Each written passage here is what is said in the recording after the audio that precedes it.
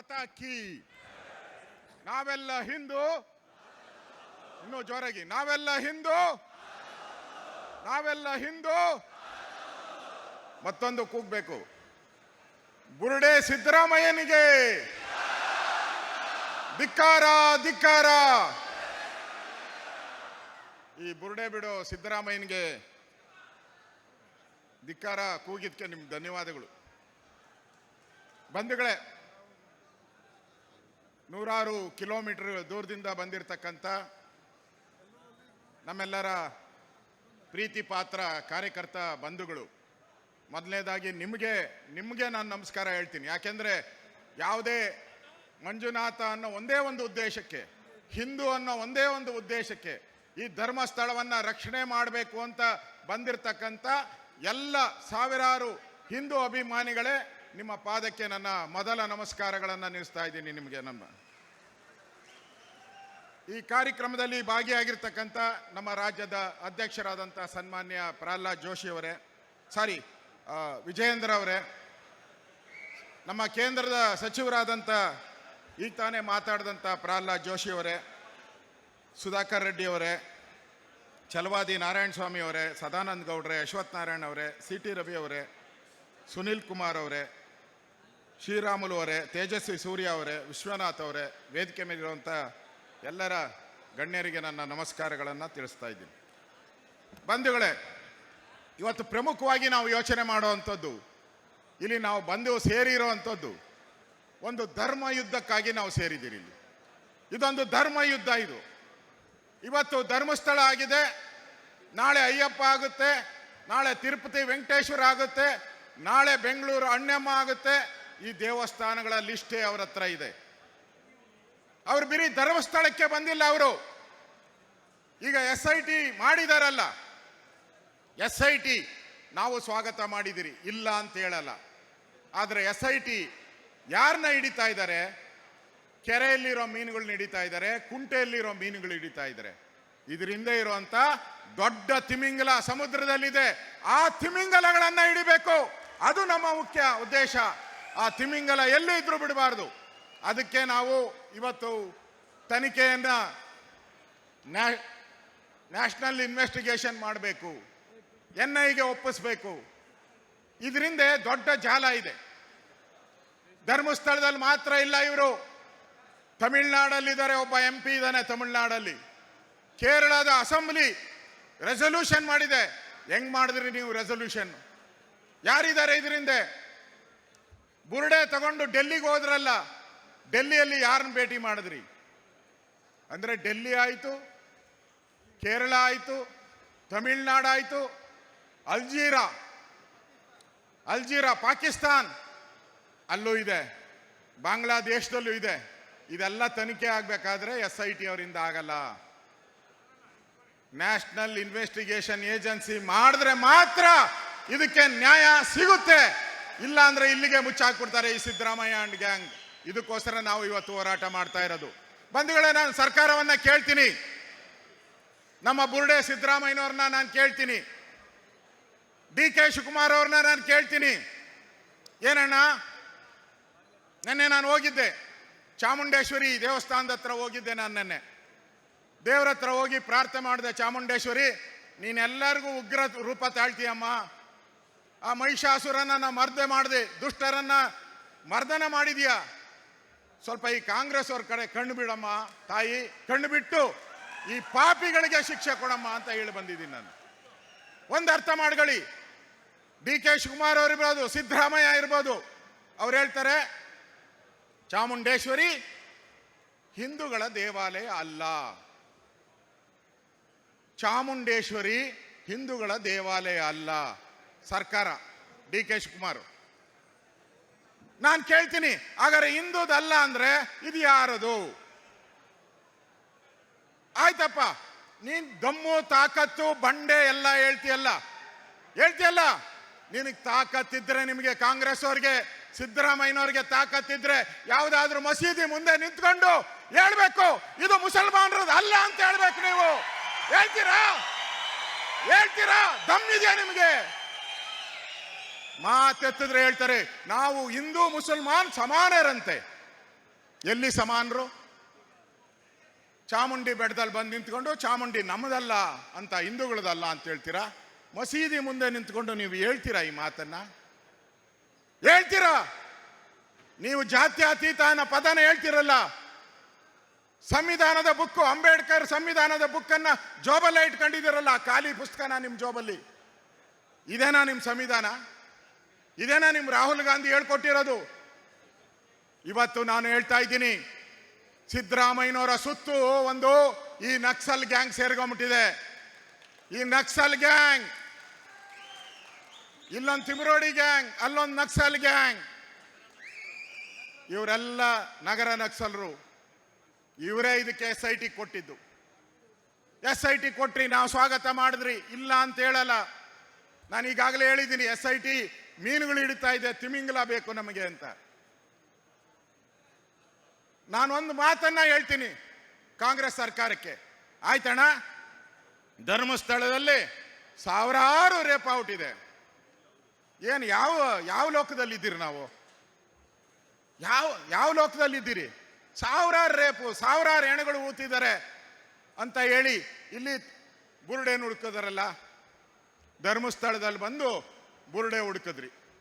ನಾನು ನಿಮ್ಗೆ ಕೇಳಕ್ಕೆ ಇಷ್ಟಪಡ್ತಾ ಇದ್ದೀನಿ, ಬೇಡ ಬುರುಡೆ ಬೇಡ, ಯಾವುದಾದ್ರೂ ಮಸೀದಿಯಲ್ಲಿ ಮೂಳೆ ಹುಡುಕ್ರಿ. ನಿಮ್ಗೆ ಯೋಗ್ಯತೆ ಇದ್ದಾರೆ, ನಿಮಗೆ ಮೂಳೆ ಹುಡುಕಿ ಆಗುತ್ತಾ ನಿಮ್ಮ ಕೈಲಿ?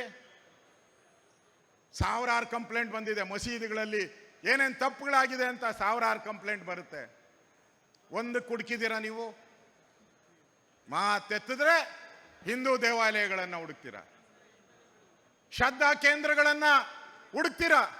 ಒಂದಾದ್ರೂ ಈ ಮಸೀದಿಗಳ ಬಗ್ಗೆ ಕೊಟ್ಟಿರೋ, ನಾನು ಹೇಳ್ತಾ ಇರೋದು ಮುಸಲ್ಮಾನರೇ ಕೊಟ್ಟಿದ್ದಾರೆ, ಮುಸಲ್ಮಾನರೇ ಕಂಪ್ಲೇಂಟ್ ಕೊಟ್ಟಿದ್ದಾರೆ. ಒಂದಾದ್ರೂ ಹುಡುಕಿದ್ದೀರಾ? ಬರೆದು ಬಿಡಿ. ಹೆಂಗೋ ವಕ್ಫ್ ಬೋರ್ಡ್ದು ಸಾವಿರಾರು ಎಕರೆ ನುಂಗಿದಾರಲ್ಲ ಈಗ, ಚಾಮುಂಡಿ ಬೆಟ್ಟನ ವಕ್ಫ್ ಬೋರ್ಡ್ಗೆ ಯಾವಾಗ ಬರೀತೀರಾ? ಹೇಳಿ, ಯಾವಾಗ ಬರೀತೀರಾ? ಇದು ರಾಜ್ಯದ ಜನ, ಹಿಂದೂಗಳು ಇವತ್ತು ಪ್ರಶ್ನೆಗಳನ್ನ ಮಾಡ್ತಾ ಇದ್ದಾರೆ. ಇವತ್ತು ನಾವು ಯಾವುದೇ, ಅವ್ರು ಹೇಳಿದ್ದಾರೆ ರಾಜಕಾರಣ ಮಾಡ್ತಾ ಇದ್ದೀರಾ ಅಂತ. ನಾವೆಲ್ಲ ರಾಜಕಾರಣ ಮಾಡ್ತಾ ಇರೋದು, ನೀವು ರಾಜಕಾರಣ ಮಾಡ್ತಾ ಇರೋದು. 20 ವರ್ಷದಿಂದ ಆಗಿರೋಂಥ ಕೊಲೆಗಳು, ಇದ್ರ ಬಗ್ಗೆ ಯಾವುದೇ ಸರ್ಕಾರ ತನಿಖೆಗೆ ಒಪ್ಪಿಸಿರ್ಲಿಲ್ಲ. ಯಾಕೆ? ಸತ್ಯ ಇರಲಿಲ್ಲ ಅದರಲ್ಲಿ. ನಾನು ಹೋಮ್ ಮಿನಿಸ್ಟರ್ ಆಗಿದ್ದೆ, ನಾನು ಇಲ್ಲಿ ಧರ್ಮಸ್ಥಳಕ್ಕೆ ಬಂದಿದ್ದೀನಿ, ನಾನು ಕೂಡ.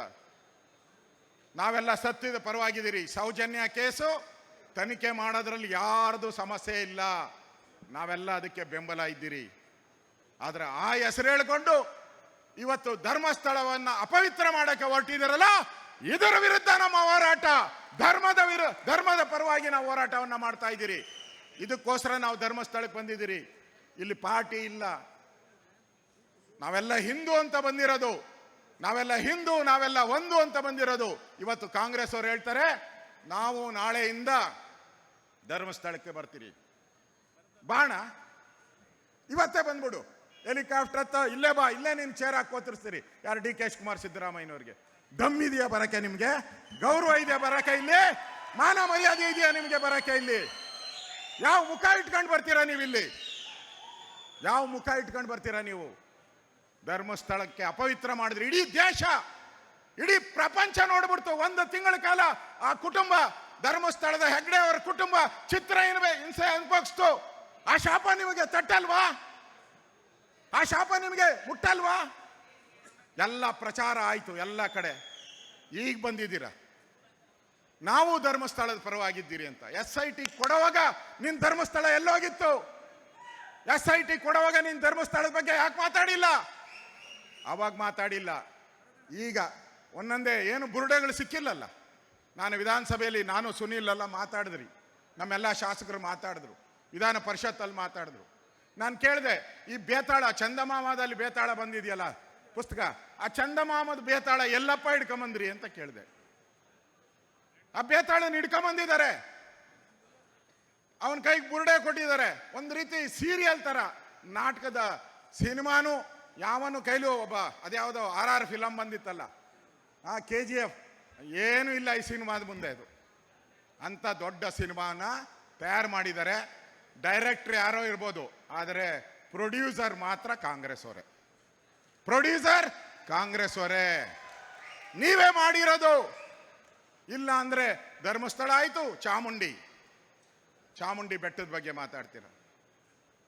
ನಮ್ಮ ಪ್ರಹ್ಲಾದ್ ಜೋಶಿ ಅವರು ಹೇಳಿದ್ರು, ಈ ದಸರಾ ಎಲ್ಲರದಂತೆ, ದಸರಾ ಎಲ್ಲರದು ಅಣ್ಣ, ಧರ್ಮಸ್ಥಳನೂ ಎಲ್ಲರದು. ಕರ್ಕಂಬ ಎಮ್ಮನ್ನ ಯಾರು,